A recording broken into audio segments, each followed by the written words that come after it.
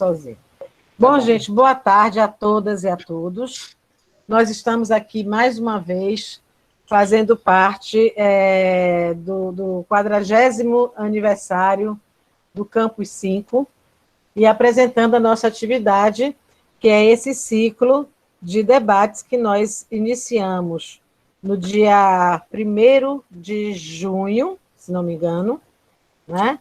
Quando, na ocasião, nós... Oi? Na ocasião, nós discutimos o livro, a história, Ensaio sobre a Cegueira, do autor português José Saramago, que foi filmado, né? Virou um filme. E esse livro, né, o Ensaio sobre a Cegueira, que nós discutimos, que eu estava aqui tentando achar o dia que a gente fez isso aí, mas não achei. Enfim, e no Ensaio sobre a Cegueira, José Saramago, ele vai falar sobre uma sociedade atemporal, né, sem um espaço físico definido, ou seja, um grupo de seres humanos vivendo em uma sociedade e, de repente, todo mundo fica cego. Mas a cegueira normal, né, a cegueira natural, não digamos normal, a cegueira natural, biológica, ela é uma cegueira escura. As pessoas veem tudo escuro. Mas essa cegueira da obra de José Saramago é uma cegueira branca. Todo mundo vê tudo muito claro, né? E é uma doença contagiosa, vai passando para todo mundo, a cidade toda fica contaminada, e a gente trouxe essa obra para justamente discutirmos o momento da pandemia que nós estamos vivendo, né? Que é um momento nada agradável, mas, infelizmente, a gente está atravessando por ele, e fazia com que e a ideia era fazer com que aquele livro nos ajudasse a pensar a nossa realidade, né? Discutimos esse, e na sequência da obra de Saramago, tem uma outra obra, também muito importante, que também puxa, né, se origina da cegueira, que é o Ensaio sobre a Lucidez. O Ensaio sobre a Lucidez acontece também numa época atemporal, né? Não tem um espaço definido, não tem um tempo definido, né? Pode acontecer em qualquer lugar, em qualquer época, mas começa o livro com as pessoas, no dia de uma eleição, as pessoas se recusam a ir votar. As pessoas não saem de casa, não fazem nenhum motim, nenhuma mobilização, nada, simplesmente as pessoas dá a impressão de que as pessoas individualmente, cada uma, né, no seu espaço, na sua vida, no seu cotidiano, resolve não ir votar. E quando elas resolvem ir à urna, já no final da tarde, faltando pouco tempo para encerrar o horário das eleições, as pessoas que votam, em sua maioria, em branco. Né? Então, o voto em branco, que é algo legal, passa a ser investigado pelo governo. E aí toda a história se desvencilha, eu não vou contar, né? Eu vou deixar essa história para João contar. E aí nós trouxemos essa obra do Saramago, que não tem filme, mas é uma continuidade do Ensaio sobre a Cegueira, é também de cunho político extremamente importante, para discutirmos hoje. E, como eu falei para vocês, é uma atividade, nosso segundo ciclo do projeto de extensão História Política na Literatura Ficcional e no Cinema, que é um projeto que foi iniciado por mim uns 2 anos atrás, mais ou menos, que tem o objetivo de trazer ao público estudantil lá do Campus 5, lá do campus de Santo Antônio de Jesus, onde a gente atua, o conhecimento de grandes clássicos da literatura que falam sobre a distopia. O que é a distopia? Distopia é o oposto da utopia, né? Então, nós pensamos numa sociedade que o futuro vai ser bom, vai ser grandioso, vai ser, né? E a distopia não. A distopia vai dizer assim, olha, nós vamos ser massacrados por sistemas totalitários, por sistemas que negam a nossa individualidade, por sistemas que tornam a mentira como a verdade, né? E aí a gente trazendo essa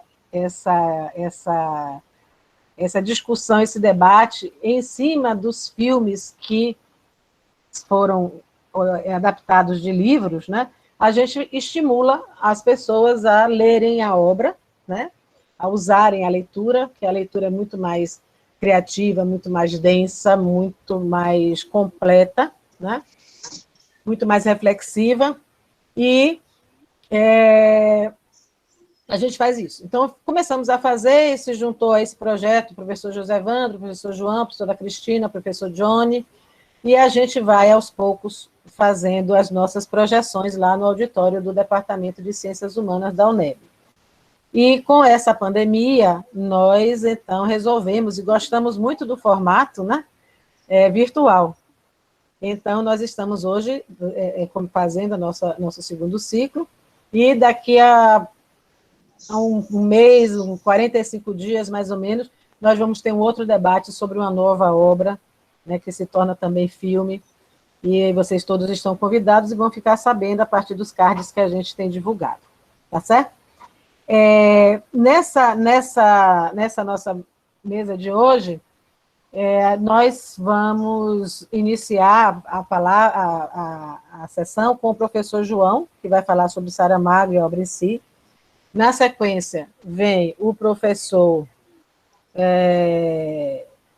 Evandro, não é isso, Evandro? O professor José Evandro, que vai falar sobre a ética. Não, Suzana, Luna. Luna?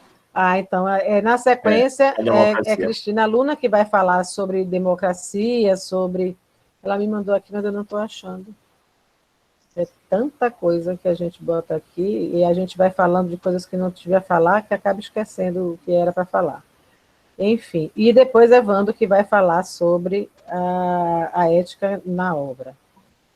E como tem pessoas que estão aqui inscritas para receber certificados e tal, para que esse certificado seja possível de ser concedido, anotada a frequência do dia, em algum momento eu vou dizer uma palavra-chave, e essa palavra-chave vocês vão utilizar quando forem preencher o formulário que vai ser disponibilizado para vocês logo após a live, certo? Então, em algum momento, eu disponibilizo Suzana, isso. Perdão. Pois não. Rapidinho, posso? Pode, Paulo, por favor. Na verdade é Lael, mas fico lisonjeado também. Paulo, a gente que eu não estou vendo ninguém aqui. Pronto. Não, na verdade, só para falar que o link do formulário já foi enviado por e-mail de manhã. Só isso. Pronto. Então, o link já foi enviado. E aí, hoje, vocês vão, quando acabar, vocês vão preencher e vão colocar essa palavra-chave que eu vou dizer para vocês em algum momento aí da nossa atividade. Então, a Cristina vai falar sobre vai fazer uma pequena discussão sobre a democracia representativa, né? Então, o João vai falar sobre a obra, a Cristina sobre a democracia representativa e o Ivandro sobre a ética, né, nessa obra de Saramago.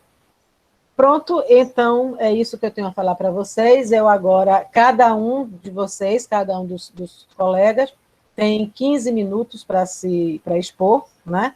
Eu vou ser rigorosa com esse tempo, vou apresentar aqui a cartelinha, que daqui a pouco eu vou fazer, dos 15 minutos, para poder a gente não entrar em uma discussão muito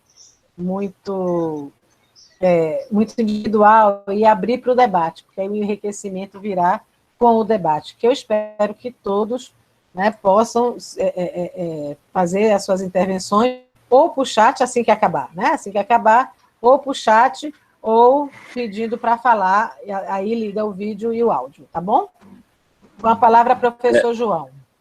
Só antes de João começar, Suzana, mostra aí, a sua imagem está congelada, eu não vi como é que diz? A plaquinha, mas aí você pode falar quando eu estiver falando, que às vezes a gente passa, mas eu vou me policiar.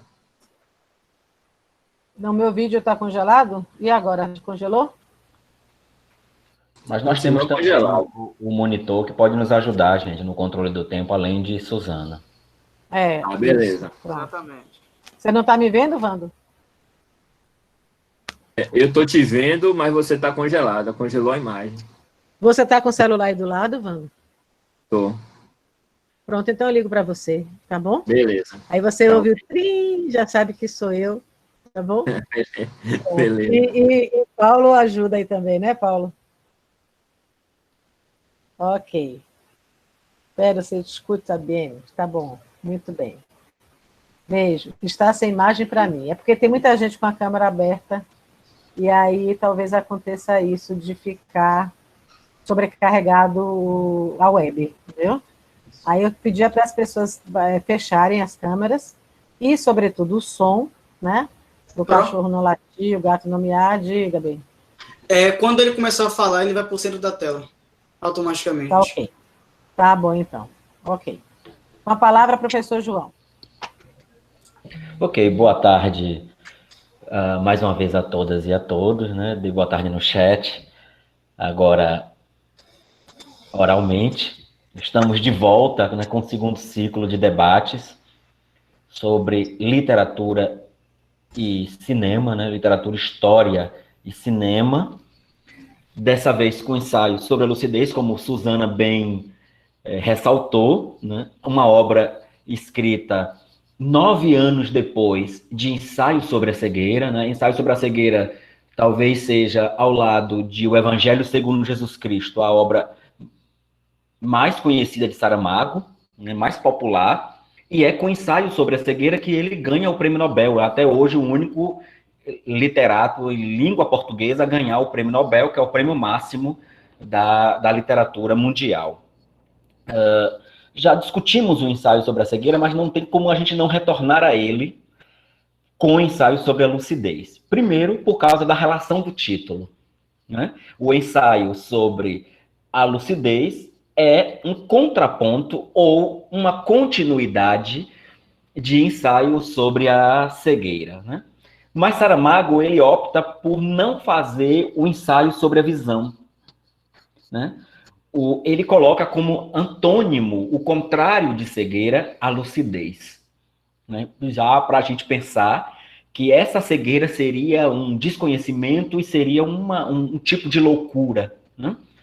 Mas ele vem também questionar o que nós entendemos como lucidez, em contraponto à cegueira, que seria um sistema ditatorial. Bom, o texto literário começa com personagens coletivos. Então, não há, no começo da obra, personagens individuais. O grande personagem é a coletividade, é a cidade, né? E a gente conhece, eu estou colocando aqui uma apresentação,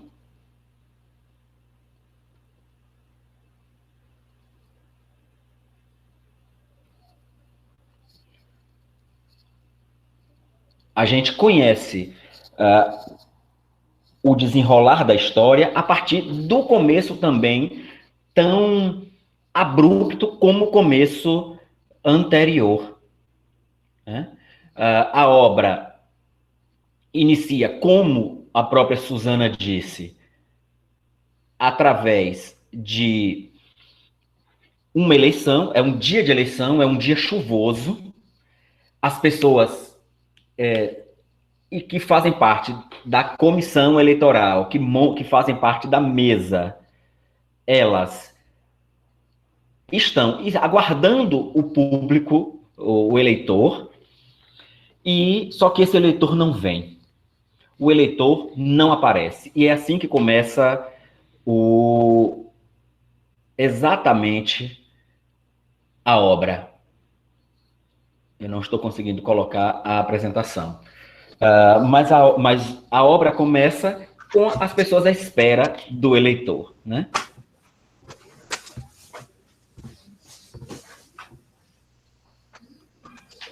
E o texto começa dizendo exatamente o seguinte: mau tempo para votar, queixou-se o presidente da mesa da Assembleia Eleitoral, número 14, depois de fechar com violência o guarda-chuva empapado e despir uma gabardina que de pouco lhe havia servido durante o esbaforido trote de 40 metros, desde o lugar onde havia deixado o carro, até a porta por onde, com o coração a saltar-lhe da boca, acabava de entrar.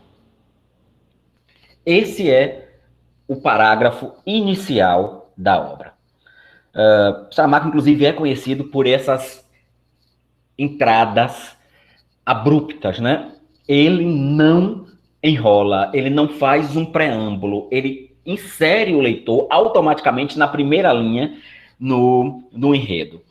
Se em ensaio sobre a cegueira nós temos um final insólito, o ensaio sobre a lucidez nós temos um início súbito, né? As pessoas não saem para votar. E isso é atribuído à chuva que cai todo dia na cidade. Só que depois, as pessoas começam a sair, faltando 1 hora para o fim das eleições. As pessoas começam a se dirigir às câmaras de votação. Mas aí, e vai todo mundo de vez, em silêncio, né? Naquela noite, naquela meia-noite, quando se contam os votos, 25% de votos válidos e o restante de votos brancos, de votos inválidos, né? Há aí um claro questionamento ao próprio sistema democrático, que é o sistema de eleição, né? Se no ensaio sobre a cegueira nós temos uma crítica às atitudes ditatoriais, ao uso da força para manter um poder a qualquer custo, né, isso é bem típico do sistema ditatorial, o que Saramago está nos dizendo no ensaio sobre a lucidez é que, algumas vezes, o próprio sistema democrático também é utilizado para manter um status quo. Em outras palavras, muitas vezes quem está no poder, que chegou ao poder por vias democráticas, também se utiliza dos mesmos artifícios ditatoriais para se manter no poder e para calar as vozes dissonantes. O que Saramago faz através dessa cidade, é questionar o sistema utilizando o próprio sistema. Não há um levante armado da cidade, não há um quebra-quebra, não há sequer, nesse momento, manifestação pública nas ruas, passeatas. O que há o voto, a eleição é um sistema atribuído à democracia. O povo dessa cidade questiona os líderes desse sistema através do próprio voto. E isso mina aquele sistema naquela cidade, né? Assim como o ensaio sobre a cegueira, nós também não temos nomes próprios. A intenção não é individualizar, a intenção é coletivizar a discussão. Então, de novo trazer que a sociedade é composta pela coletividade. Eu sozinho não posso manter um sistema, criar uma sociedade e manter essa sociedade. Isso precisa ser feito coletivamente. Mas é preciso respeitar os princípios democráticos. Quando isso não é possível, quando isso não existe, Saramago está dizendo que também é preciso questionar. A democracia não está acima de tudo, não nesse quesito, né, que ele está dizendo. Eu não posso me utilizar do termo democracia para oprimir as pessoas que estão na sociedade, né? E aí, como o povo daquela cidade, quando os eleitores fazem essa negação ao voto, né, e quando o governo remarca a eleição e o resultado de votos brancos e votos nulos é ampliado, é mais de 80%, o governo fica em xeque. O que fazer? Porque o povo está usando as vias democráticas que nós criamos e que nós defendemos. Então, o governo começa a contra-atacar, né, utilizando-se de artifícios pouco democráticos para tentar eliminar essa tentativa de resistência e essa tentativa de questionamento, né? Então, o governo sitia a cidade em algum momento, né? Mas, assim, começa com ações menores, né? Começa prendendo os cidadãos para averiguação, sem uma causa justificável. Começa a usar detector de mentiras para ver se as pessoas estavam falando a verdade ou não. E depois decreta um estado de sítio na cidade. Porque ele vai começando, né, num processo gradativo de ações, daquilo que eles acham que é mais simples, até chegar a decretar sítio. Olha, decretar sítio é suspender, inclusive, direitos democráticos, direitos garantidos pela Constituição, momentaneamente, com uma justificativa plausível. A justificativa é manter a própria democracia. E é isso que também nós vemos questionar no livro de Saramago. É por isso que já está faltando 5 minutos. Misericórdia, não foi isso que a gente combinou, Paulo. Bom, vamos lá. Você devia ter toma o tempo de Luna e de Wanda me dá. Né? Então, a pergunta que fica no ar: vale tudo em nome da democracia? Inclusive, romper os próprios parâmetros da democracia? Né? O governo, a única coisa que a população faz nesse momento é uma passeata assumindo que votou em branco. Né? Mas aí, quando o governo se retira da cidade e sitia a cidade, impedindo que alimento chegue, né? Impedindo que as pessoas transitem livremente, de novo, vale a pergunta de Saramago: vale tudo? Tudo vale em nome dessa democracia? Né? E aí, o livro dá uma guinada geral nesse momento, né? Nós estamos já na metade do texto, porque as ações vão acontecendo, né? O governo sai na surdina, né? O governo sai à noite achando que a população vai se desesperar, e a população apenas assiste, e a cidade sobrevive sem esse governo. A cidade continua com o seu cotidiano ocorrendo normalmente, sem o estabelecimento do governo, o que deixa o próprio governo desesperado, né? Ou seja, nós somos dispensáveis. Né?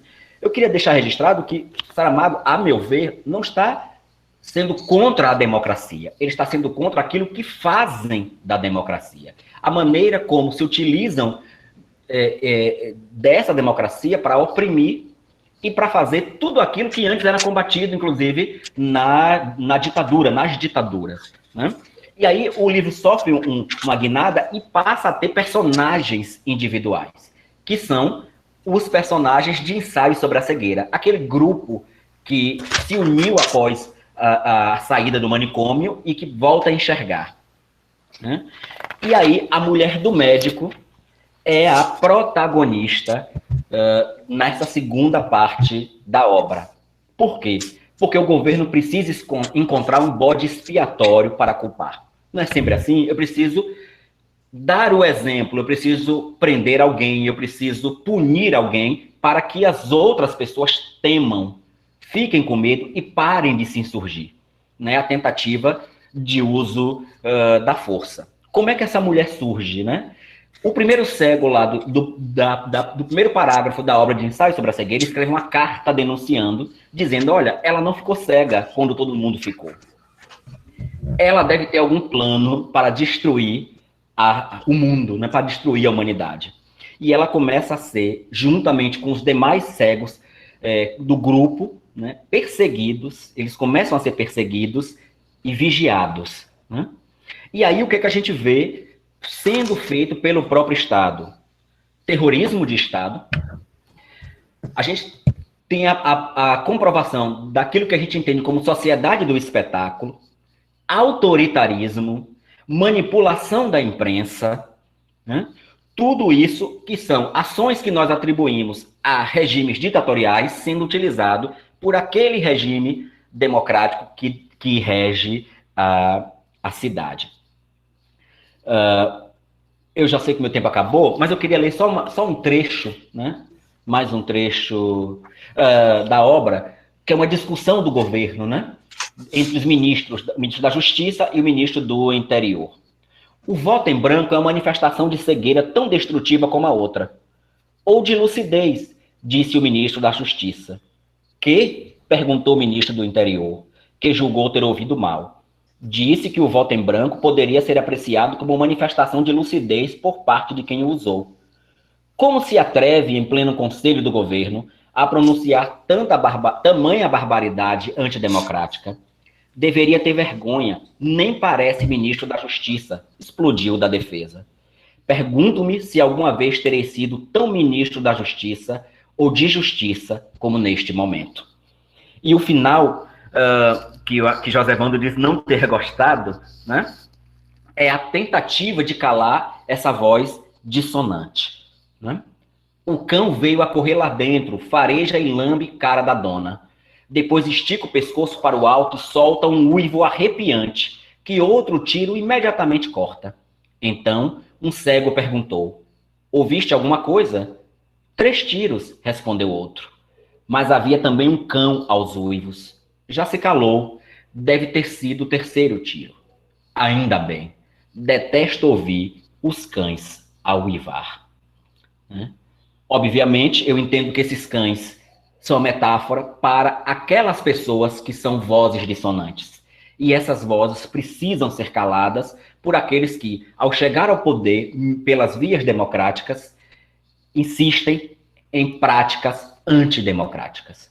Então, o ensaio sobre a lucidez é, encerrando aqui a minha fala, né, já que daqui a pouco eu vou ter o microfone fechado, é aquela discussão que parte do metafórico, do ensaio sobre a cegueira, para o concreto. Né? Depois que nós enxergamos, é hora de sermos lúcidos. Nós não podemos compactuar com práticas antidemocráticas, com práticas pouco democráticas, mesmo que seja em nome da democracia.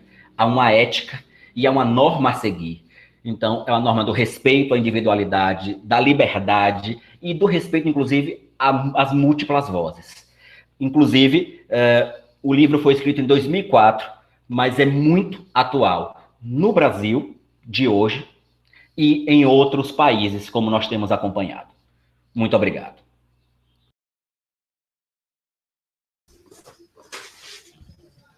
Professora Suzana? Ok, estou ligando aqui.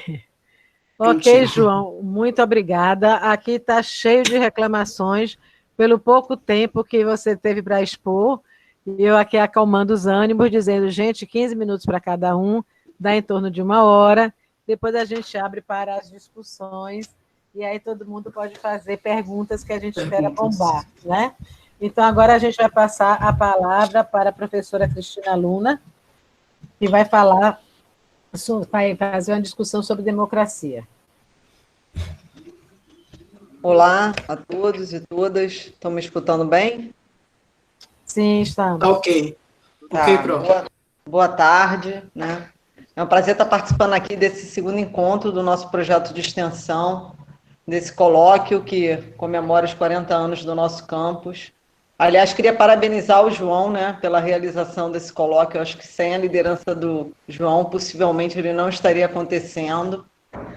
E, bom, levando em consideração a fala tanto da Suzana quanto do João, eu vou direto para a minha questão aqui hoje, que é discutir a democracia representativa, né, que é o sistema político que Saramago critica na obra.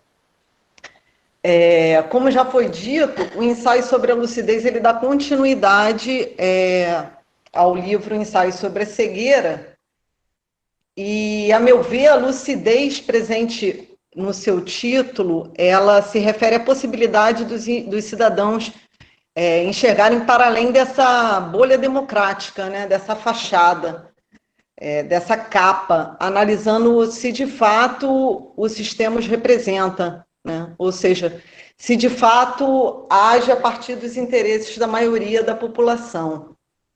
E o que a gente vê no livro é que os habitantes da capital desse país, né, Saramago não identifica qual é, se revelam extremamente insatisfeitos com a democracia representativa, que na história conta apenas com 3 partidos. Né? Acho que os outros professores não falaram sobre isso, mas essa democracia na história conta apenas com 3 partidos, que é o partido da direita, o partido do meio e o partido da esquerda, né? Sendo que este, como em geral acontece, têm uma participação insignificante.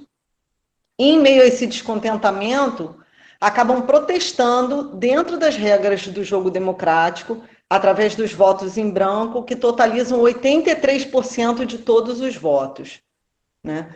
Desse modo, os governantes que estão no poder e que são do partido de direita, ao invés, isso é extremamente interessante na obra, ao invés de tentar dialogar com os eleitores a fim de entender a sua insatisfação, né, haja vista que o voto em branco ele é legítimo, ele é previsto na Constituição, eles acabam por criminalizá-lo, né? O governo se retira da capital, é decretado o estado de sítio, e os cidadãos começam a se organizar, né, a se auto-organizar e a se autogovernar de forma até eficiente, contrariando a crença dos governantes de que o caos ali se estabeleceria, né? E o governo inicia uma investigação com vistas a encontrar um bode expiatório que ele pudesse identificar como o líder de uma inventada conspiração contra a democracia, né? E aí, com o desenrolar da história, nesse interregno, a gente observa que esse governo ele vai se tornando cada vez mais autoritário, né? Tanto por conta das atitudes dos governantes, quanto pelo fato de que os poderes vão se concentrando cada vez mais nas mãos de um único governante, no caso, o primeiro-ministro, né? A gente tem ali uma república parlamentarista, não é uma república presidencialista como a nossa, né? Então, gente, o Saramago, com esse livro, ele consegue criticar, a meu ver, o próprio contrato social quando ele discute a noção do direito de votar, que é o elemento que representa a democracia, que representa na democracia a voz da maioria, né? A própria soberania do povo. E que nas democracias representativas, por diferentes fatores que a gente pode discutir depois, não é respeitado, né? Isso é bem claro no livro, já que a população, através do voto, revela sua insatisfação de forma pacífica, dentro das leis, e nem assim ela é escutada. Pelo contrário, ela é criminalizada, tratada como um inimigo interno, né? Eu acho que a gente pode, inclusive, traçar um paralelo com o que está acontecendo hoje, quando a gente viu o que ocorreu depois do assassinato do George Floyd por um policial branco nos Estados Unidos. Quando uma onda de protestos surgiu em diferentes países, a meu ver, não só reagindo ao racismo, mas também, mesmo que de forma meio inconsciente e espontânea, como acontece no livro, reagindo também à desigualdade, ao autoritarismo, à falta de representação. E a gente pode observar que logo esse grito da multidão ele vai ser desprezado, ele é criminalizado, ele é classificado até pela mídia como vândalo, terrorista e por aí vai, né? E aí, dessa forma, eu faço aqui a seguinte pergunta que acaba funcionando como uma provocação, né? A quem, de fato, essa democracia representativa representa, né? E aí eu vou fazer um pouquinho uma digressão histórica, bem rápida, né? Boa parte de nós sabe que a democracia ela surgiu na Grécia Antiga e que democracia significa o poder do povo, né? Em quase todas as constituições de diferentes países, a ideia de que todo o poder emana do povo está presente já nos primeiros artigos, né? Contudo, o que a gente observa é que isso não necessariamente acontece, né? Já no século V a.C., né, nas cidades gregas, como Atenas, que é sempre o exemplo maior, a democracia ela era controlada por aristocratas que formavam o governo, né? E aí, com o desenrolar da história, do processo civilizatório, essa democracia vai ser substituída pelas monarquias e também pela tirania, né? Até que, em meio ao iluminismo, às revoluções burguesas do século XIX, esse antigo regime vai ser derrubado e vai ser substituído, né, por repúblicas que representam o retorno da democracia, né? O Jean-Jacques Rousseau, por exemplo, no seu livro Contrato Social, ele vai observar que o homem nasce livre, mas que ele vem sendo dominado pelas tiranias. Então, ele vai começar a pensar num sistema de governo que diminuísse a tirania, que possibilitasse se estabelecer um regime político que garantisse a liberdade aos homens, né? E aí eu me recordo, eu utilizo muito em sala de aula, quando eu dou aula sobre Primeira República, de um texto do Benjamin Constant, né? Não o brasileiro Benjamin Constant Botelho de Magalhães, que foi um dos patronos da nossa República, mas do político francês Benjamin Constant, ele mesmo um aristocrata, que em um discurso proferido em 1819 pensou a respeito da democracia e da liberdade, né? Tecendo comparações entre a liberdade dos antigos e a liberdade dos modernos, né? E aí, para ele, a liberdade dos antigos pressupunha uma menor liberdade individual e uma maior liberdade coletiva através da participação política dos cidadãos nas decisões do Estado, né? Já a liberdade dos modernos, e aí eu estou falando da nossa própria liberdade, da ideia de liberdade que existe hoje, já a liberdade dos modernos, ela pressupõe uma liberdade individual muito grande, né, de se comportar e agir como deseja sem a interferência do governo, né?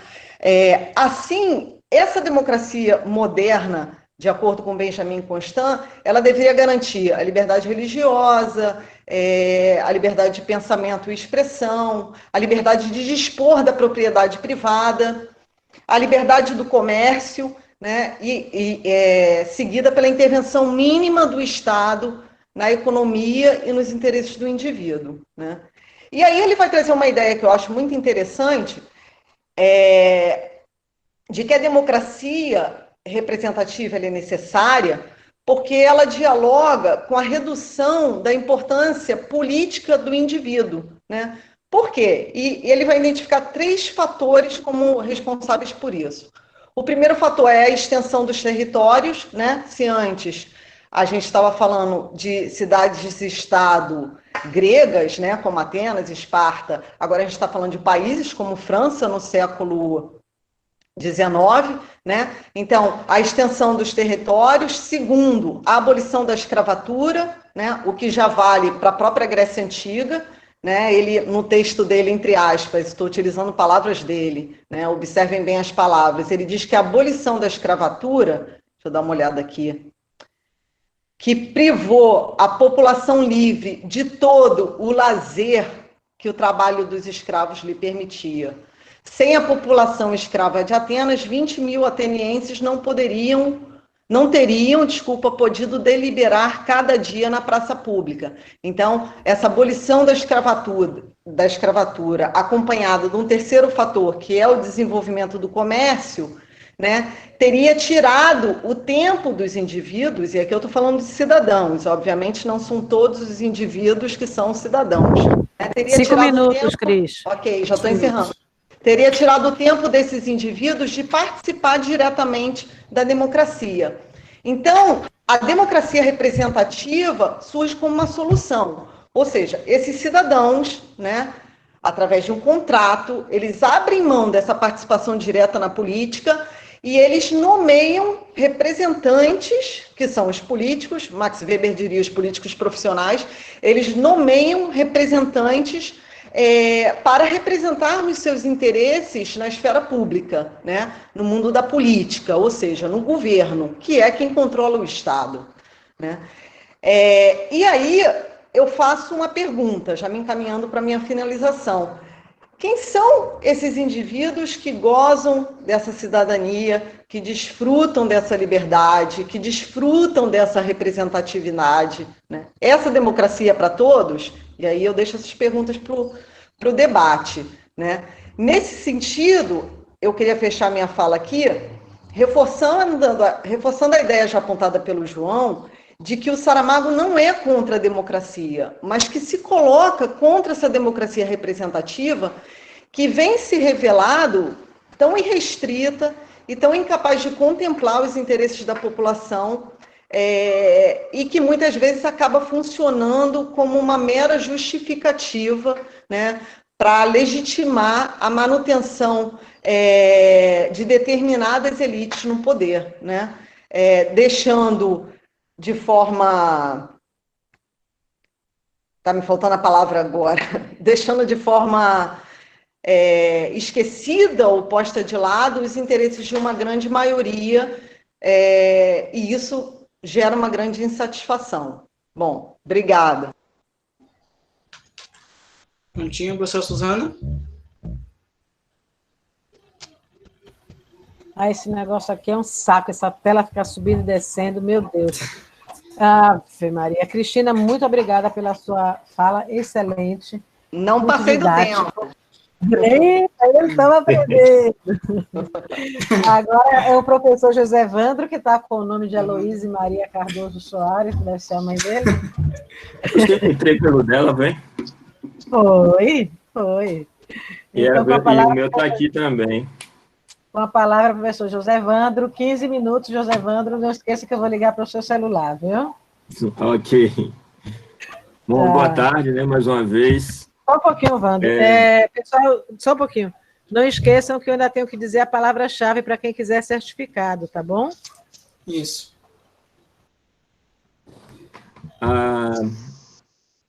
Como já foi dito, né, pelo João e a introdução dele, né, e a exposição, eu vou retomar, né, o título da nossa mesa, que é Pensar, Agir e Transformar, né? Ensaio sobre a lucidez de Saramago e o drama contemporâneo. E, a partir daí, eu identifiquei a questão ética muito forte, que é um ponto que o Saramago vai criticar as sociedades contemporâneas. E nós vemos o nosso país como a ética, o comportamento ético, ele está meio que precarizado no campo político. Então, a obra, no meu entendimento, ela vai permear, né, como foi bem colocado por Luna, o sistema político, né, sociopolítico, bem como os valores ligados a esse sistema. E aí, o que acontece? No meu entendimento, eu vou chamar esse processo de dilema, porque a ideia de dilema nos leva a imaginar as contradições, né, que o humano se constitui. Então, em muitos manuais, as pessoas confundem sempre o comportamento moral com o comportamento ético, ou até mesmo com a própria ética. E aí a nossa apresentação é tentar mudar um pouco, distinguir bem o que é moral, por que é que nós estamos chamando de dilema ético.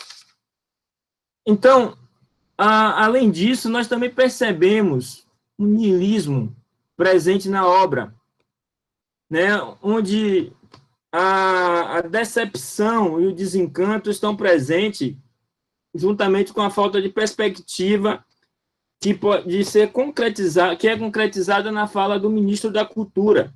Isso lá na página 171, eu reproduzo aqui, que ele diz: há 4 anos estivemos cegos, e agora digo que provavelmente cegos continuamos. Por quê? O fenômeno do voto em branco, que é um fenômeno da democracia, que ameaça o sistema totalitário e o sistema político vigente, o que acontece? Ele tira das pessoas o direito de se manifestar, né? Então, como foi bem dito por Luna, o Saramago, nesse momento, ele faz essa crítica pesada ao sistema democrático, que é o que nós estamos vivendo na nossa atualidade. Nós estamos vendo pessoas ir para a rua com a faixa pedindo intervenção militar, ato institucional número 5, e se dizem democráticos, né? Então, a partir desse momento, alguns personagens começam a sofrer esse processo de transformação e passam a questionar as ordens, né? Nós vamos ter o presidente da Câmara Municipal, que após a explosão de uma bomba, que aí também ele denuncia nas ditaduras o terrorismo de Estado, né, como também aconteceu na nossa história, alguns atentados como a bomba no Rio Centro, que é direcionada aos ditos revolucionários ou guerrilheiros, e a história já provou que não foi, que foi o próprio exército que tinha colocado a bomba no carro. Então, para a gente começar a fazer essa relação do dilema ético, é preciso retomar o ensaio sobre a cegueira, né? Porque no ensaio sobre a cegueira, ele vai expor a natureza humana, né? E assim, a aluna traz o contrato social do Rousseau, e no momento que o Rousseau escreve o contrato social, ele determina 2 tipos de liberdade. A liberdade natural, ou estado de natureza, que é igual a todos os outros animais quando nascemos, e a liberdade civil. Essa liberdade civil é o que estabelece o contrato social. Então, o primeiro homem, quando fica cego, no ensaio sobre a cegueira, ele vai ser enganado por uma pessoa que passa na rua, que toma o seu carro, que vai ao seu apartamento e rouba. Ou seja, as pessoas sempre vão estar querendo se aproveitar daquelas pessoas que são mais indefesas, mais ingênuas, muitas vezes.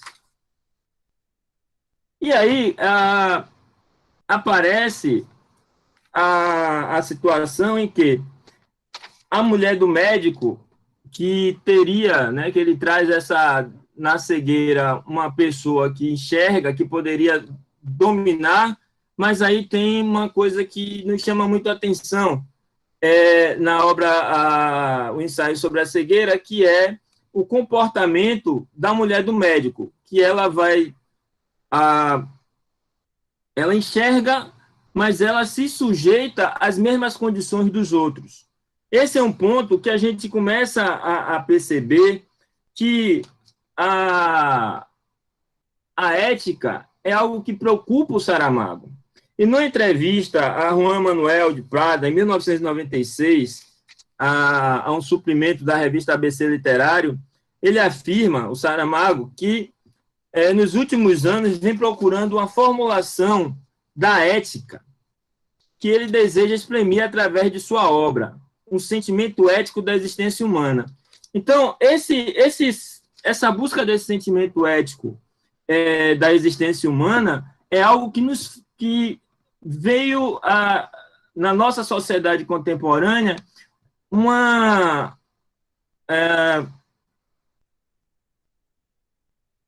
faltando em nós, porque o capitalismo ele nos tira isso. Então, nós ouvimos ao longo da história falar muito sobre o capitalismo selvagem, o capitalismo corrompe e etc. Então, desse modo, o meu entendimento, ele apresenta tanto essa questão do dilema ético, porque o presidente da Câmara, ele é um cara eleito pelo partido da direita. Né? Ele é colocado na posição de presidente da Câmara pelo partido da direita.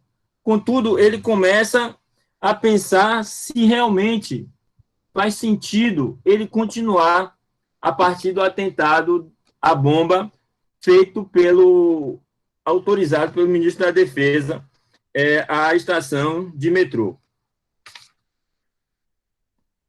A partir daí, desse momento, nós vamos ver que dois personagens saem da obra, deixam o cenário, que é o ministro da Cultura e o ministro da Justiça, porque eles vão questionar o comportamento daqueles. Que ao invés de fazer uma reflexão sobre a própria gestão ou a própria forma de governo que já estava estabelecida, e aí uma coisa que a aluna trouxe muito bem, que a democracia ao longo da história, ela nunca saiu do povo para o povo, com a conquista do povo. Sempre a chamada classe dominante, ela vai estar presente. Então, da mesma forma que nós vemos na história que na Grécia Antiga apenas 10% da população era considerada como cidadãos, e aí quando nós olhamos quem são esses 10%, eles faziam parte das aristocracias e das oligarquias, e a Grécia ela tem um sistema da tirania, oligarquia para a democracia, depois volta a tirania, para depois voltar à democracia. Surge um personagem que vai ser importante, e aí vem uma questão importante no dilema ético, que é a figura do comissário de polícia. Ele vai fazer, é responsabilizado a encontrar os subversivos, porque, como foi dito por João, o primeiro homem escreve uma carta denunciando um crime. Só que a partir dessa carta, o ministro do Interior ele faz um juízo de valor, dizendo que se houve uma mulher que não cegou, ela provavelmente é a líder da conspiração. E aí ele vai sai em busca. Então, a partir do momento que o policial ouve a mulher, ele percebe que ela não sabe de nada. Ela é uma pessoa inocente. Contudo, ele tem uma ordem, mesmo que ela seja inocente, encontrar alguma coisa que a incrimine. E aí começa... 5 minutos. Eu já ouvi. Ele começa a pensar, eu sou um policial, tenho uma representação e função social, mas também eu sou um ser humano, eu não posso deixar o outro pagar por alguma coisa que ele não fez. E nós presenciamos isso no golpe de 2016 no nosso país. Nós tivemos um golpe de 2016, um golpe parlamentar, onde, para derrubar uma presidente democraticamente eleita que não agradava a determinados setores da sociedade, ela foi usada a própria democracia contra ela, que é o impeachment. E as pessoas foram à rua, bateram palma, comemoraram, acreditando, e aí vem uma coisa importante que o Saramago também traz na obra, que é a participação da grande mídia. Nenhum regime se sustenta sem uma propaganda. Nós vimos isso com o fascismo na Itália, o nazismo na Alemanha, a mesma tipo de propaganda, e hoje, o Getúlio no seu tempo, nos anos 30, e hoje nós temos novamente, só que hoje mais sofisticado. Além da propaganda, nós também temos a pós-verdade, né? Que é chamada fake news. E aí, um ponto importante entre razão e ética na obra é quando o comissário tem uma fala muito forte. Ele diz: seremos duros e implacáveis. Não usaremos nenhuma das habilidades clássicas, como aquela que venha a caducar do polícia mau, que assusta, e do polícia simpático, que convence. Somos comandos de operacionais. Os sentimentos aqui não contam. Imaginemos que somos máquinas feitas para determinadas tarefas e executá-las simplesmente sem olhar para trás. Ou seja, dentro do processo de formação, os homens e mulheres, eles vão aprendendo um certo comportamento, e quando chega nos seus espaços de trabalho, determinadas questões passam a ser questionáveis.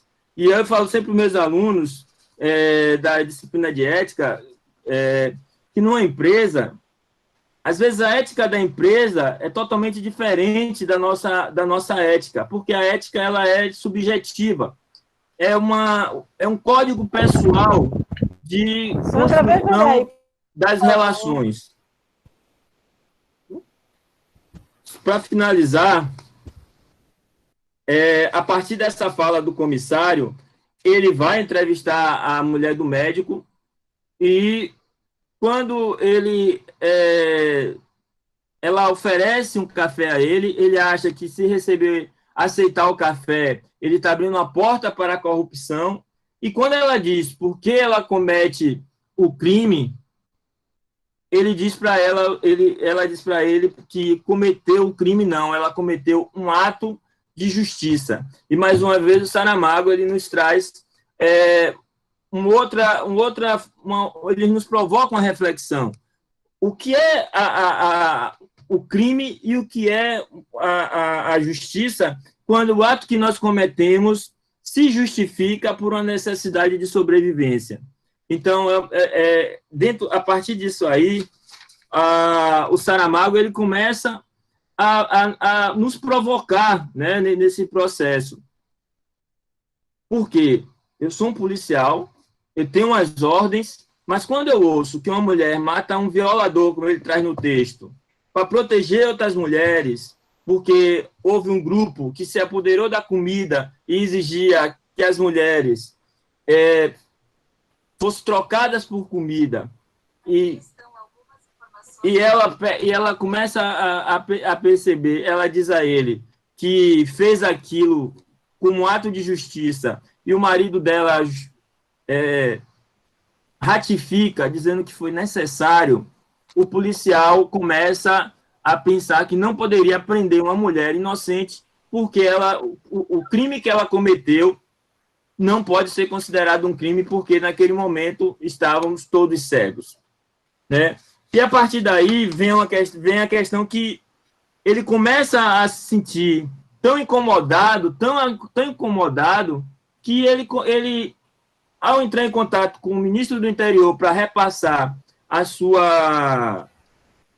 os seus achados, surge a grande questão, que é a ordem que vai ser publicada. Primeiro, o Estado ele acaba com a reputação a partir de uma matéria forjada, né, a partir de uma foto, e incrimina a mulher do médico. E quando ele vê aquele sensacionalismo todo nos jornais, ele decide escrever uma carta a um jornal contando o real fato. E essa carta custa tanto a vida dele como a vida da mulher do médico. Eu encerro aqui. Obrigado. Prontinho. Muito bem. Muito obrigado, José Evandro. Ótima explanação. Também cheios de elogios por aqui. Bom, nosso chat está aqui bombando em perguntas. Eu consegui anotar a maioria delas. E a gente agora vai abrir para o debate, certo? Então, eu pediria aos professores João e Cristina para liberarem as suas respectivas câmeras, para a gente poder ver vocês e começar a discussão. Tudo bem aí? Cristina, João? Ok. Muito bem. Então, gente, ótimo. Normalmente, nós fazemos um bloco de 3 perguntas, né? Para serem respondidas, isso presencialmente, tá bom? Eu vou começar aqui não perguntando, mas eu vou fazer o primeiro bloco, será o bloco das perguntas que vieram por chat, até agora, tá? Depois a gente vai abrir as perguntas para as pessoas falarem ou voltar para o chat. Então, primeiro, Luciene dos Santos fala para João. Professor João, o senhor pode falar mais sobre a questão da sociedade do espetáculo presente na obra de Saramago? Obrigada, a apresentação está ótima. Depois o Francisco Fernando Guzmán, né? Distopia, corpos narrativos da diáspora de Passo. Olha, eu não entendo espanhol, isso aí eu passo para João. Né? Corpos narrativos da diáspora de Passo, Passo com um S só. Pandemia, o David Cabral, um retrato muito comum do tempo atual. Contradição dos regimes e atitudes ditas coletivas. O que seria interessante, além da própria coletividade, é a discussão da individualidade. Como fica o indivíduo humano em meio a esse retrato do absurdo? Antônio Tibério. Quantos cegos são precisos para fazer uma cegueira? Isso entre aspas, né? Alguém vai fazer um link do ensaio sobre a cegueira com a atual conjuntura e sobre o dever moral de quem enxerga? Depois, Danilo Dantas. A democracia de hoje não seria uma caverna de Platão? Quem são os ignorantes? Dinéia Ramos. Professor, aí deve ser para Josevandro, a atitude da mulher, do médico, ao se comportar como os demais, não seria uma forma de autopreservação? E... Suzana? Diga, Cristina. Vão ser muitas perguntas, eu achava melhor você dividir a cada 3. É? Vai ficar difícil para a gente lembrar de todas.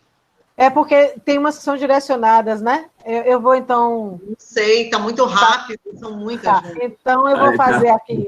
Eu vou fazer as 4 primeiras, tá? Luciene, se João pode falar mais sobre a questão da sociedade do espetáculo, o Guzman sobre os corpos narrativos da diáspora de Passo, o David, um retrato muito comum, a contradição dos regimes e atitudes ditas coletivas. O que seria interessante, além da própria coletividade, é a discussão da individualidade. Como fica o indivíduo humano em meio a esse retrato do absurdo? E Antônio Tibério, que, afinal de contas, ele quer saber, com a atual conjuntura, qual é o dever moral de quem enxerga. Aí depois eu continuo, tá? Ok, eu posso começar, então? Por favor. Começa, por favor, em ordem de apresentação, tá? Ok.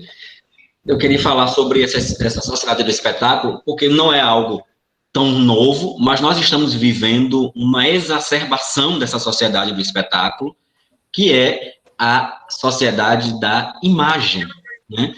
Nós somos reconhecidos por aquilo que aparentamos ser ou pela imagem que é construída da gente. Então, a gente conhece... Há uma teoria que discute isso desde o século XIX, que é a teoria da reificação na sociedade capitalista, né? Você não vale na sociedade capitalista por aquilo que você é, mas por aquilo que você possui, né, pela construção da sua imagem. Essa sociedade do espetáculo é construída e mantida muito pelo poder da mídia, né?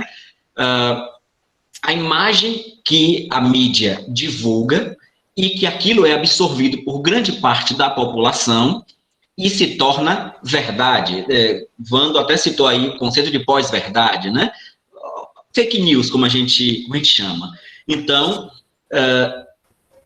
as pessoas acreditam nos maiores absurdos, né, nas narrativas mais inverossímeis, mas porque aquilo é disseminado pela mídia, por conceituadas empresas, né, e de alcance muito grande, de alcance global. No Brasil, a televisão ainda tem uma força muito grande, né? E nós temos essas mídias sociais online, né? Então, o WhatsApp, quem não recebeu pelo menos uns 50 fake news em um mês, não tem WhatsApp, né? E mamadeira de piroca, né? Coisas assim que...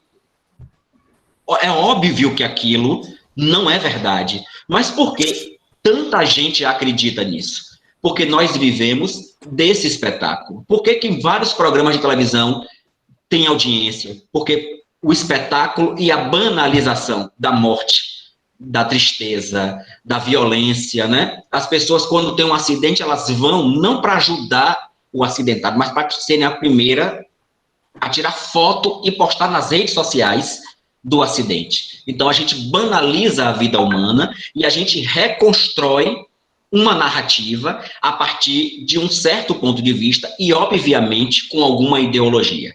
Quero deixar uma coisa bem clara, eu que sou da área das letras, Não existe discurso sem ideologia.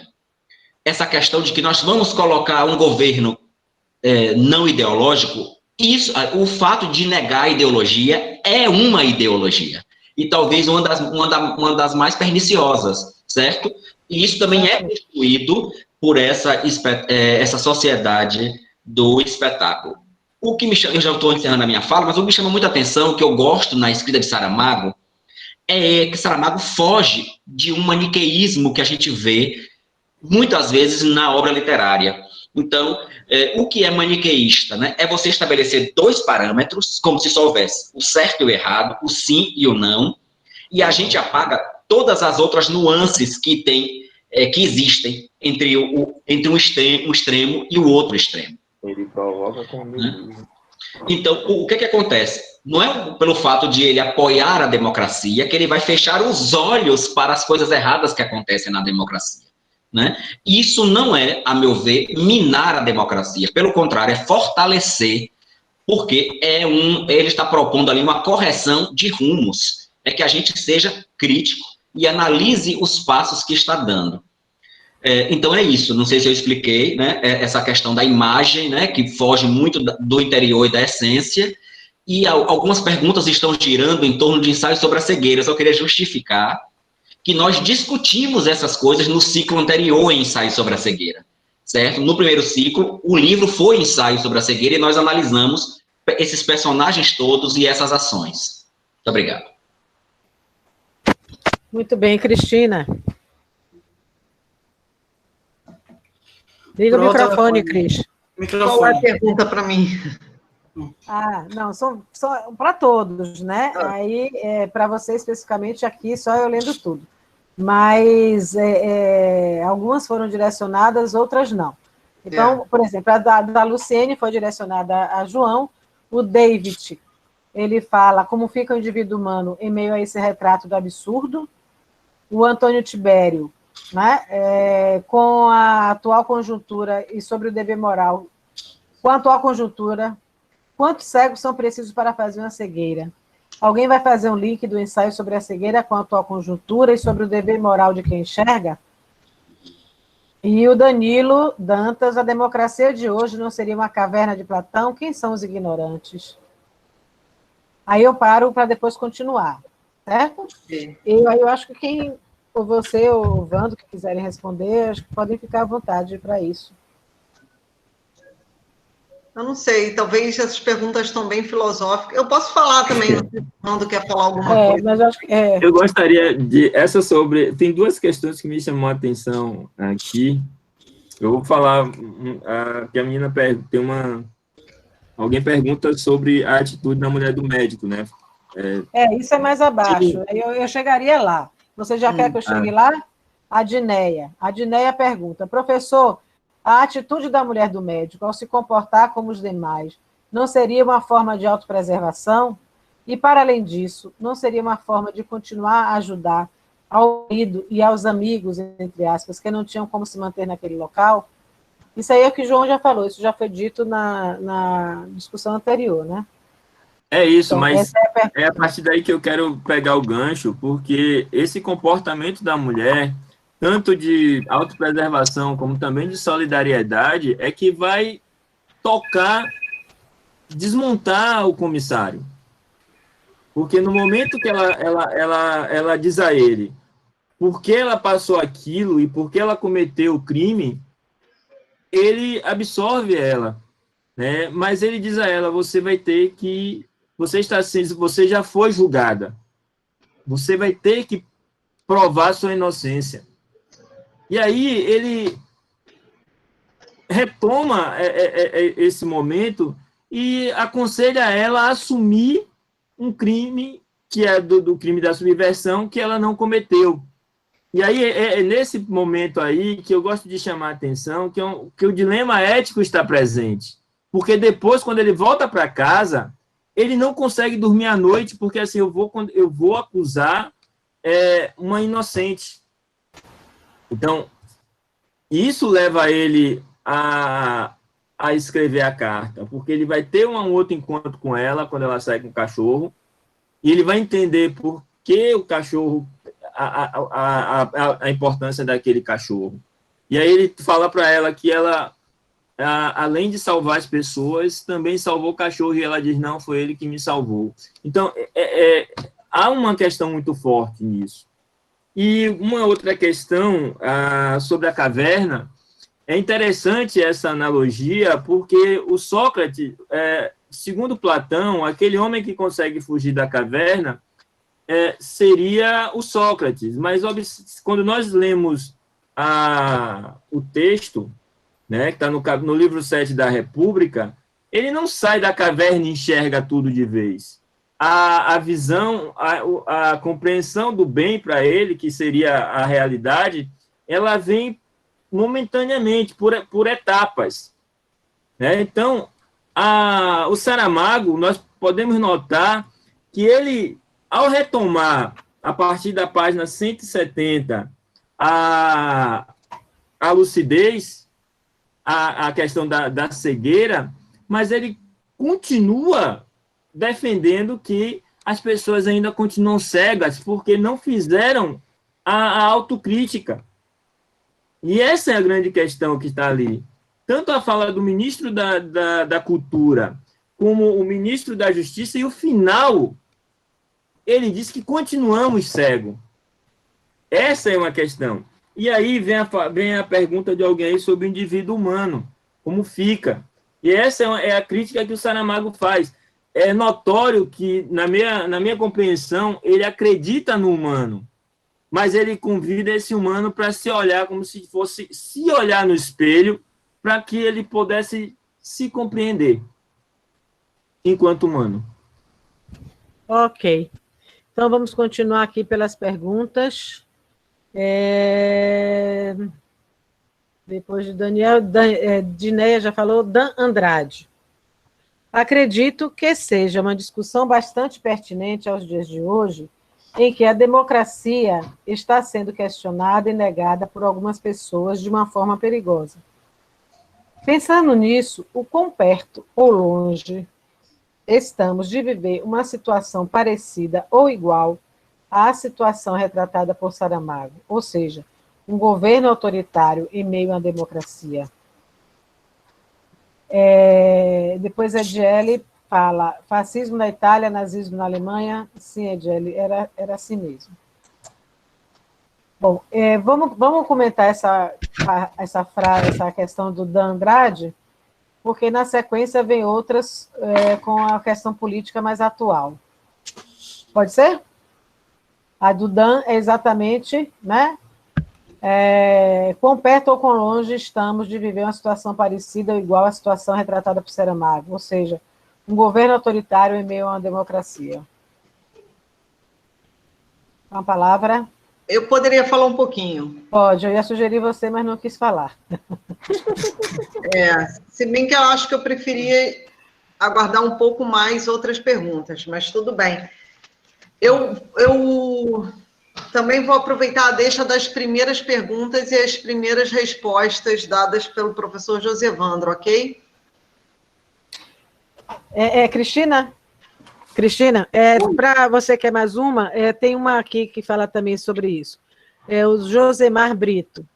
Bela exposição. O Brasil é considerado um país democrático, entre aspas, mas percebo que isso não é verdade. Realmente temos uma democracia participativa na prática? Eu acho que essa combina com a anterior. Joia. Bom, então, a palavra... Estão me escutando? Quando o Giovando parar de falar, aí a gente escuta.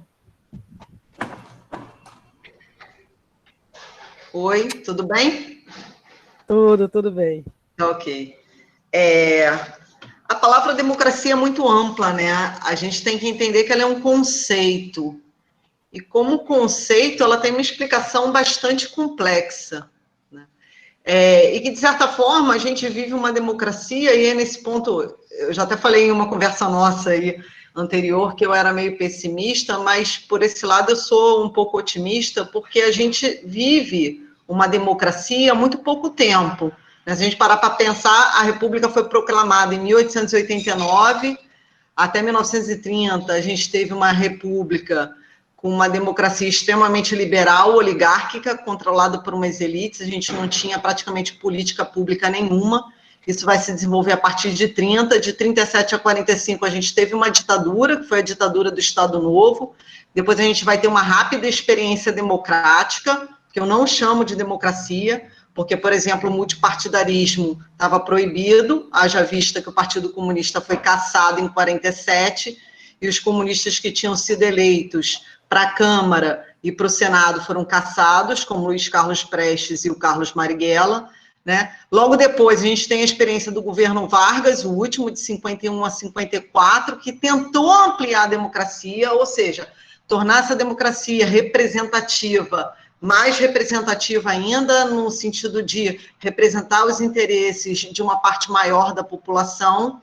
Ele foi alvo de uma grande conspiração, que acabou resultando no seu suicídio, e que, no meu entender, radiaria o golpe em 10 anos. E depois, de 61 a 64, a gente teve uma outra tentativa de ampliar a democracia, né, de torná-la mais popular, menos desigual, e que novamente foi vitimada por um golpe, né? Depois, nos governos do PT, a despeito de todas as críticas que a gente possa fazer ao governo do PT, né, e a seus líderes, mas foi um período de ampliação também dessa democracia, com a política de cotas, com a criação de inúmeras universidades e institutos técnicos, né, e outras tantas medidas, também, né, foi uma tentativa de ampliação dessa democracia. Então, assim, o conceito de democracia ele é muito amplo. A gente, não pode generalizar, a gente está numa democracia, que bom, a gente está numa democracia, eu não estou falando que a gente está numa ditadura, não estamos, esse colóquio está podendo acontecer, a gente não está sendo preso, a gente goza de liberdade de expressão, mas a gente vive no país, já há um tempo, uma democracia restrita, sim, né? Essa democracia representativa, aqueles representantes que lá estão, muitas vezes não nos representam, né? O Senado agora, essa semana, votou pela aprovação do que eles chamaram de marco regulatório do saneamento básico, mas isso não representou muita gente, isso não me representou, por exemplo, né? Então, a gente tem que levar em conta esse aspecto da democracia, né? Nesse sentido, já respondendo a pergunta da pessoa que está nos assistindo, eu esqueci o nome da pessoa, e fazendo uma analogia, você acha que a gente pode viver uma ditadura?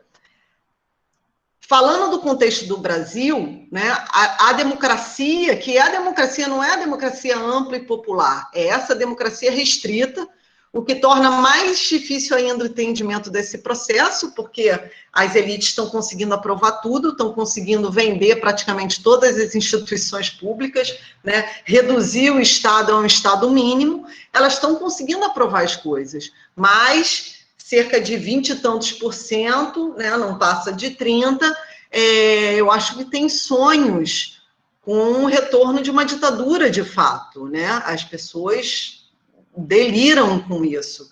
Então, assim, é outro caminho, né, que a gente não pode comparar muito com o livro. O livro é uma situação bem diferente. O livro, ele traz uma contestação da população a essa democracia restrita, através do voto em branco, 83% votam em branco, e aí os governantes assistindo que o gado, né, para usar um termo muito comum, o gado está saindo do controle. O Saramago, em uma determinada página do livro, até fala, a reis está saindo do cercado, ele utiliza outras palavras, né? Mas que o gado está saindo do controle, os governantes, no livro, na história do livro, eles começam a se tornar cada vez mais autoritários.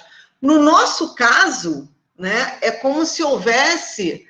E eu acho que na primeira fala, eu até falei, existem cupins que estão comendo a democracia, e esse cupim está dentro do próprio governo, né? Um governo que se instituiu através das regras do jogo democrático, foi um governo legitimamente eleito, né, nas urnas, nas eleições, e que está corroendo a democracia por dentro dela mesma, né?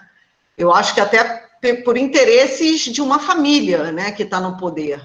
E eu não entendo muito bem. Então, quando a gente fala, a gente está lutando, eu acho que hoje, quando a gente protesta contra o governo, a gente está protestando em nome, pelo menos, da manutenção dessa democracia representativa restrita, né? Eu acho que esse é o primeiro passo da luta. Tá ok. Porque tem outras perguntas que vão se encaixar nessa resposta. Diga, João. Não, eu queria falar, porque acho que Fernando Guzmán já fez a pergunta e algumas vezes e a gente não tocou no assunto, né? Que é sobre... tem algumas deles anotadas aqui, mas eu peço para você ler, porque eu não entendo muito o espanhol que ele fala, não. Desculpa, Fernando.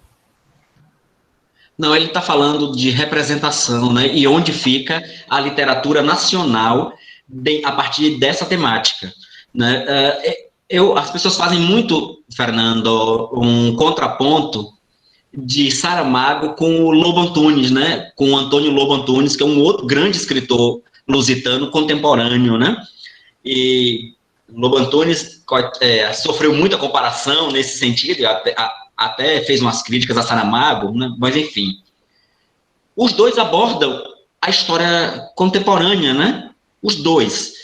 Sobre vieses diferentes, Fernando. Então, o Lobo Antunes, ele faz uma literatura mais nacional a partir desse parâmetro, né? Por quê? Ele situa historicamente os fatos, né? Então, sobre a guerra de libertação da Angola, a guerra de independência, ele lutou na guerra, aí ele vai escrever os Cus de Judas, né?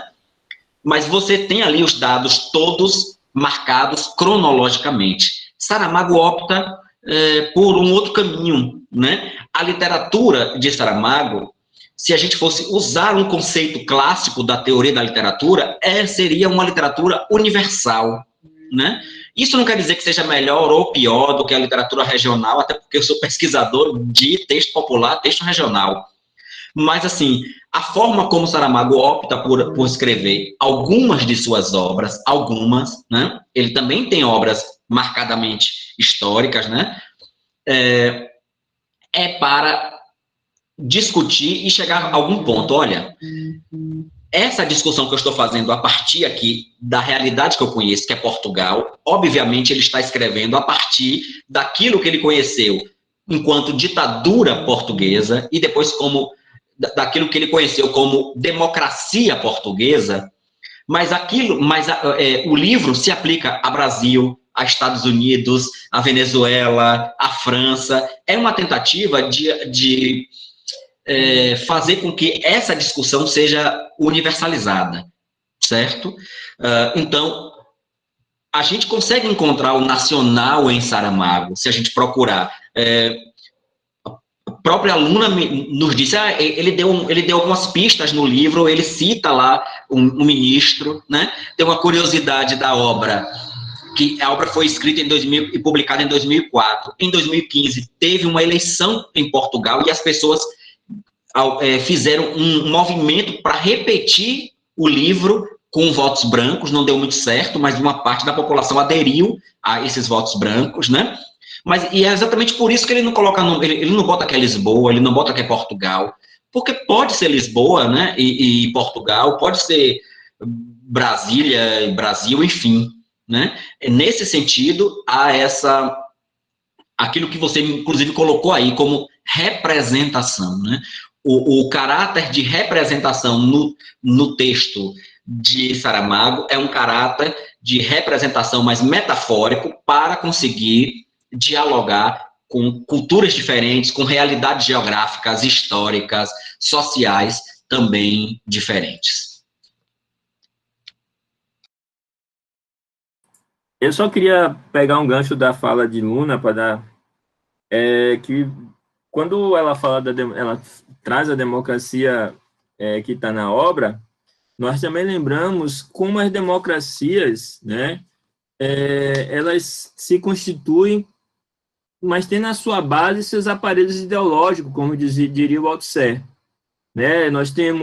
Houve nos últimos 20 anos, nos últimos 16 anos, eu acho que a partir do governo do Fernando Henrique para cá, nos últimos 20 anos, mais ou menos, um fortalecimento dos aparelhos ideológicos e também do aparelho repressivo de Estado.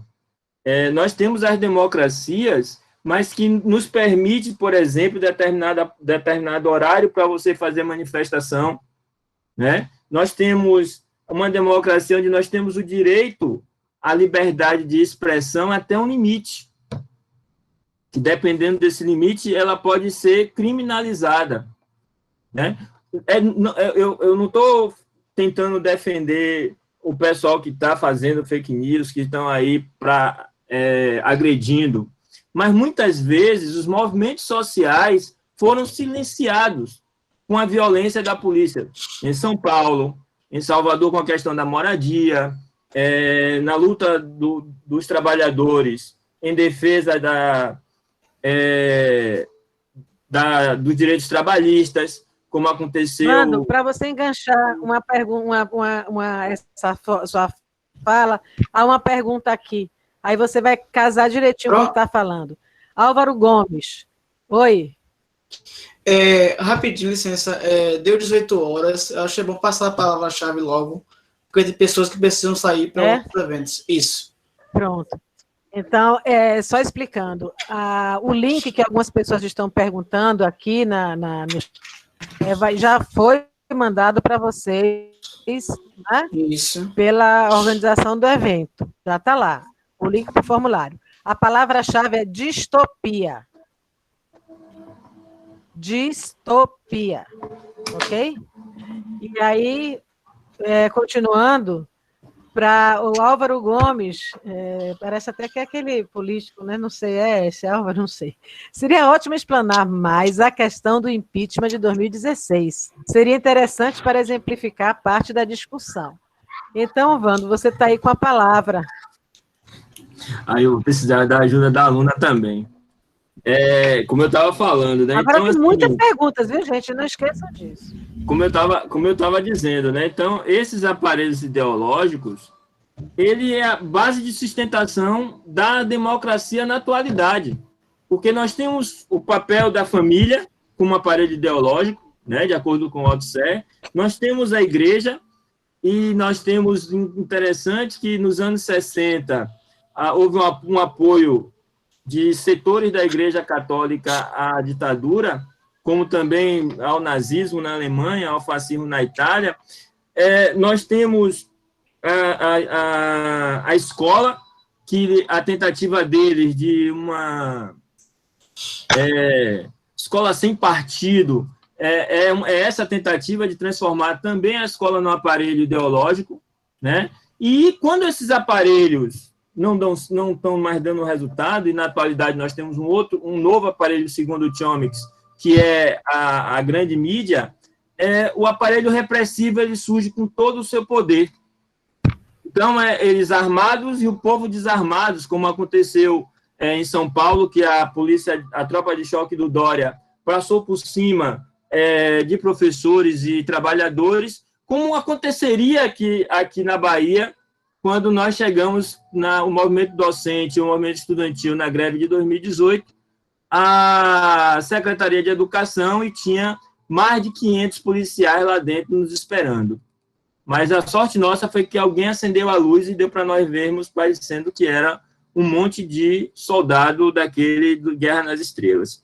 Então, o que acontece? Esses aparelhos ideológicos, eles foram responsáveis por bom processo o impeachment de 2016, porque ele começa na família as discussões, essas discussões da família vão para as redes, e das redes elas começam a ir para a grande mídia, que começa a fazer todo aquele sensacionalismo que o Saramago denuncia na sua obra, né? Então, da mesma forma que Ensaio sobre a Lucidez faz essa crítica à sociedade contemporânea, nós podemos muito bem encaixar o Brasil atual, encaixar o Brasil dos últimos 10 anos, por exemplo, porque por mais que a gente tenha um governo democrático, como foi o governo do PT, mas esses aparelhos ideológicos de estados e o aparelho repressivo não foram reprimidos. A polícia continuou batendo nos trabalhadores e trabalhadoras, continuou batendo nos movimentos sociais, continuou praticando racismo institucional e estrutural. Então, a denúncia que o Saramago faz na obra nos convida a isso. E, como eu falei, o final é a execução. E o João traz bem os 3 tiros. E quanto simbólicos são esses 3 tiros? 2 tiros na mulher e 1 tiro no cachorro. E, para mim, aí, quando ele acaba ali o romance, eu fiquei revoltado, porque, assim, por que ela morreu? A execução do comissário estava escrita, mas a mulher, não. E aí, tem 2 páginas depois, eu pensei que, não, o tiro não pegou nela e tal, e tá lá. Assim, ele acaba a obra de uma forma súbita, da mesma forma que ele começa. E aí é um convite a uma reflexão muito forte sobre a ética na atualidade.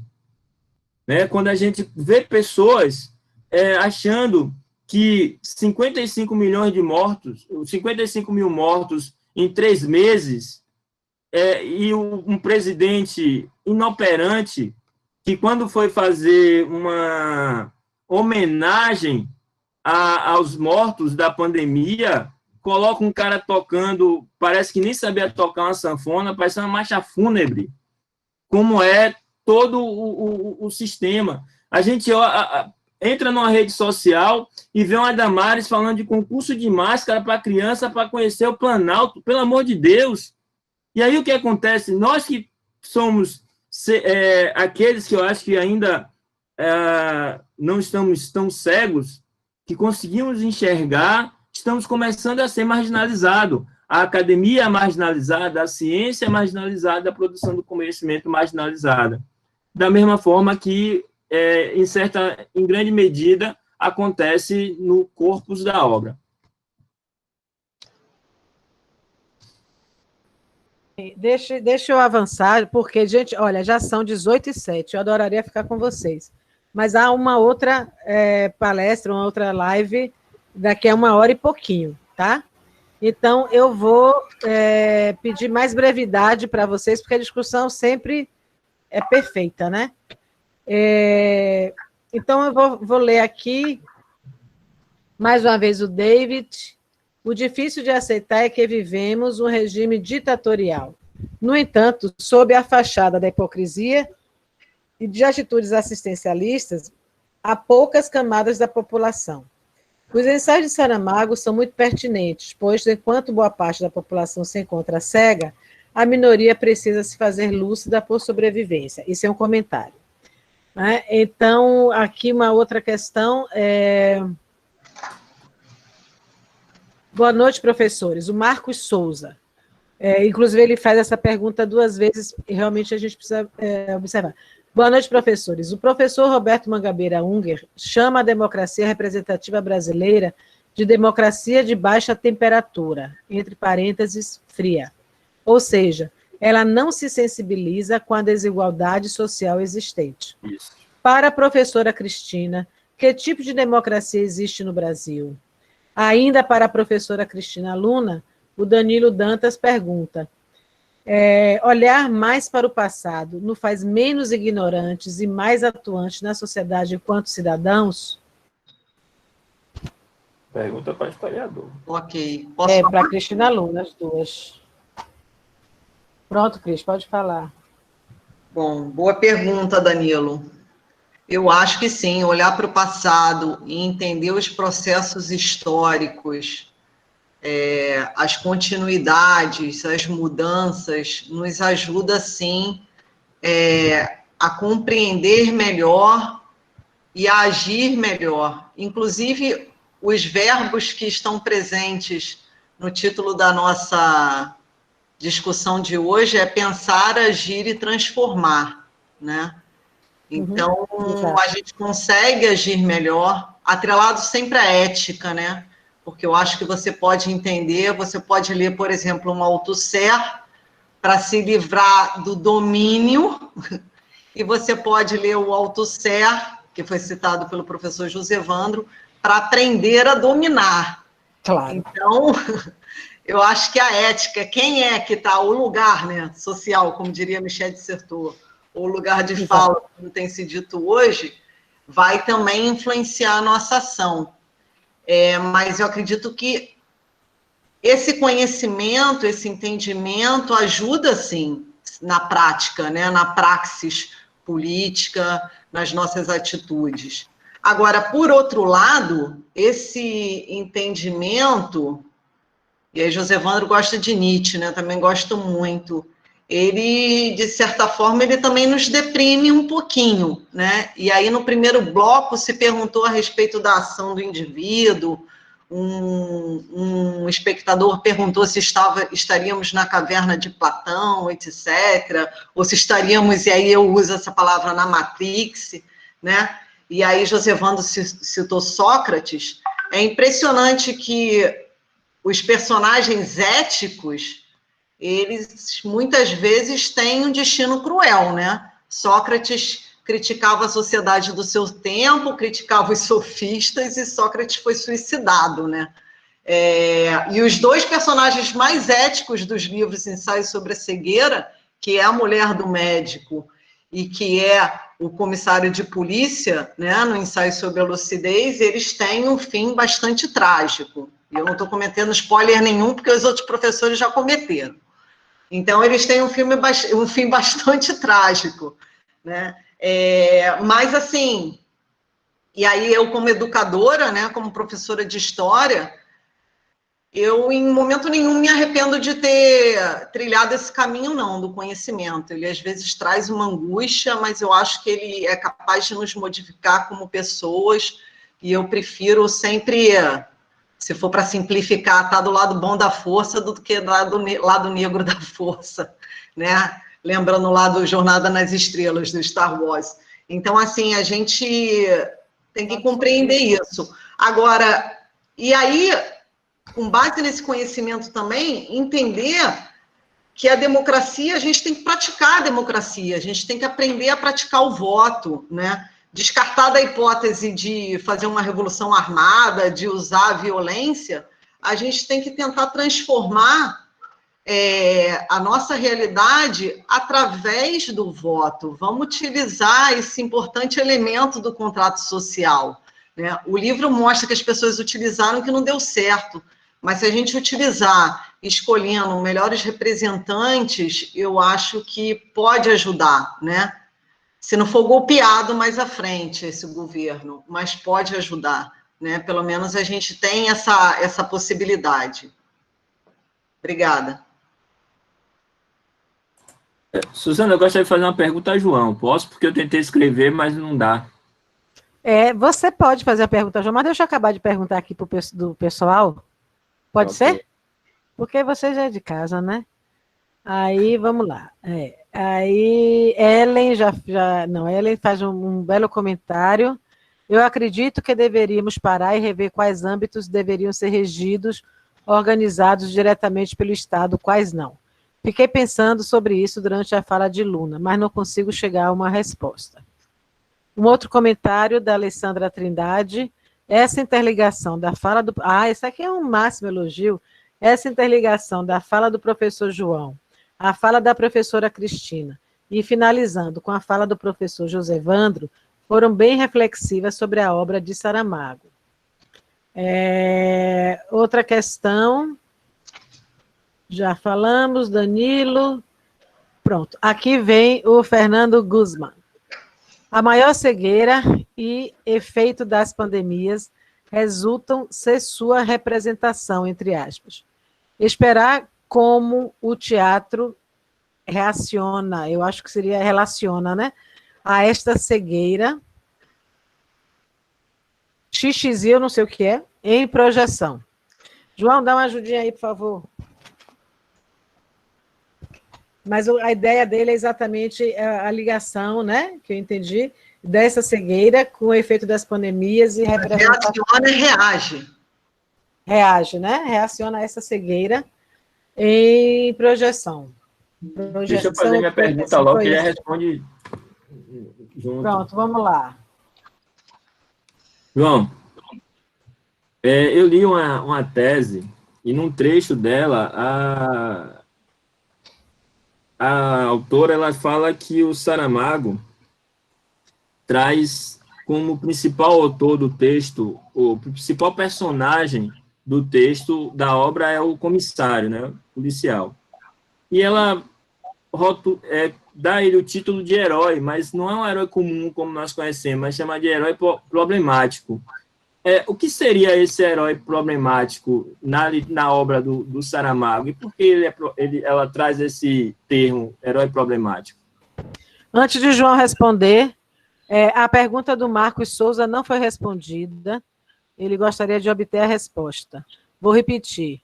A pergunta do Marcos Souza é: o professor Roberto Mangabeira Unger chama a democracia representativa brasileira de democracia de baixa temperatura, fria, ou seja, ela não se sensibiliza com a desigualdade social existente. Para a professora Cristina, que tipo de democracia existe no Brasil? Posso começar? Então, Vamos lá. Começa, a Cristina continua. Há alguns tipos de herói no estudo nos estudos literários. Fico muito à vontade para falar, porque a minha tese é sobre heróis, né? E eu trabalho com a noção de herói popular, mas eu parto do herói clássico. Por que a gente usa esse termo de herói problemático? Porque ele foge de um conceito clássico de herói que nós conhecemos, do herói ocidental, que nasce na Grécia, né? Que é o herói épico, né? Que é o herói trágico, né? Que são aqueles heróis que estão presos a um sistema ético e moral, e eles sofrem por isso, eles não podem se desviar dessa moral e dessa ética no qual foram concebidos, né? Na qual foram concebidos. O herói contemporâneo, que alguns chamam de herói problemático, é um herói mais humano, no sentido de é um herói que ele não nasce para ser perfeito, né? Ele não nasce no meio aristocrata, nobre, como o herói clássico. Ele é um herói do meio do povo, então é anônimo quase sempre, né? Ou pouco conhecido, não é reconhecido e comete erros. Por quê? Porque esse herói nasce no meio de uma humanidade e talvez o grande mérito desse herói problemático é ser humano. E como ser humano ele é limitado, né? Ele dá passos, ele mente, ele usa artifícios para sobreviver, entende? Isso é o que nós chamamos de herói problemático, que é uma tônica da literatura contemporânea, né? Não há mais espaço hoje para, pelo menos a gente não encontra mais textos com esses heróis clássicos. Nós lemos os livros dos heróis clássicos. Nós lemos a Ilíada, nós lemos Odisseia, a gente lê sobre os 12 trabalhos de Hércules, né? A gente lê Édipo Rei e a trilogia, né? Mas esses heróis perfeitos, né, esses grandes heróis, e eu poderia citar vários outros, eles foram cedendo lugar, porque embora a gente veja esses heróis, o Superman, como um modelo, nós nunca poderemos ser como eles, né? Eles existem ali, nós somos humanos, somos de carne e osso. Então, por isso a literatura contemporânea se atém a esse homem, né? Cuja maior heroicidade ou maior ato heróico seja sobreviver. Quanto à questão da pandemia, Guzmán, engraçado, né? A gente pensa assim, poxa, literato parece que é visionário, né? Um profeta, esses escritores são profetas, né? Eles conseguem ver o futuro. Quando Saramago escreve essas obras, então pensar sobre a cegueira, que ali é uma pandemia, né? Vamos dizer assim, a cegueira é uma pandemia. E o ensaio sobre a lucidez é uma outra pandemia. Eu costumo dizer isso para os meus amigos. Nós estamos vivendo hoje 2 pandemias, hoje no Brasil. uma pandemia viral relacionada à saúde e uma pandemia política. E a política atrapalha, sobretudo, a outra, porque a gente, um fazendo um ato e o outro desfazendo um ato, né, para combater daquilo que seja possível. O Sérgio está jogando beijos aqui, espero que para todo mundo, né, Sérgio? E aí, brincadeira. Mas a gente retoma essas obras de 95 e 2004 e percebe que o tempo, a história é cíclica, né? Ela não é estanque, então, por isso a gente tem essa sensação de o escritor ser visionário, né? Porque, mesmo a intenção dele não sendo essa, e nem importa se a intenção é essa ou não, eu, enquanto leitor, consigo estabelecer relações com aquilo que eu li de 10, 12 anos, 20 anos, com aquilo que eu estou vivendo hoje. Esse é um dos grandes poderes da literatura, né? Eu, enquanto leitor, atualizo o texto que eu leio, né? E aí eu consigo fazer essas relações com a pandemia, como eu consigo fazer relações com o nosso contexto político, como eu consigo fazer também relações com o que está acontecendo em outros países. Eu acabei, viu, gente? Então, agora a Cristina. Professora Cristina Luna. Oi. A resposta de seu aluno, Marcos Souza. Meu querido aluno, Marcos Souza. Depois eu descobri que é o seu aluno, Marcos Souza. Não, que não é, ele não é meu aluno, né? Ele é nosso aluno. Não, ele foi mais orientando. É isso que eu quero dizer. Bom, a pergunta ele fala que o professor Mangabeira Unger chama a democracia brasileira de uma democracia fria, né? Porque é indiferente à desigualdade social. E, de certa forma, ele está certíssimo, porque a maior parte do tempo ela foi, sim, indiferente à desigualdade social, né? E aí, eu acredito que hoje o tipo de democracia que a gente está vivendo, dada a elite política que se instituiu no poder, e ele sabe que eu estou falando do conceito de elites políticas, né? Para ser elite política, basta que você, mesmo que seja um partido de trabalhadores que nunca chegou ao poder executivo, basta você ganhar as eleições e se instituir no controle do governo.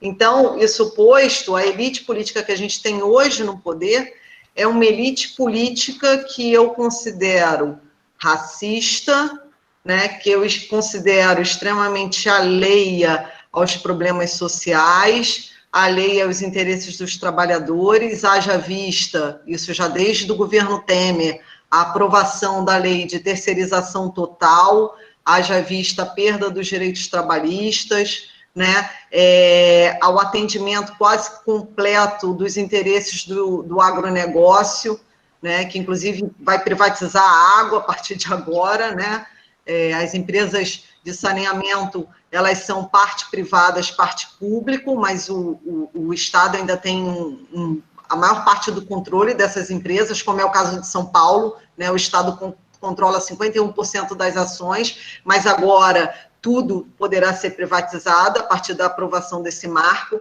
Então, é uma democracia extremamente restrita e alheia aos interesses da maioria e, sobretudo, de uma maioria mais pobre, né? Eu acho que, infelizmente, é essa democracia que a gente está vivendo no Brasil. Agora, obviamente, isso pode ser mudado, né? A gente ainda tem o poder dentro desse contrato social, que é o poder do voto. Por isso que é tão importante a gente se informar sobre política. Tem muita gente que fala, e essa elite que está no poder vendeu essa ideia de que a política é desnecessário, vamos fazer manifestação, mas não pode ter bandeira de partido político, né? Porque todos os políticos são corruptos.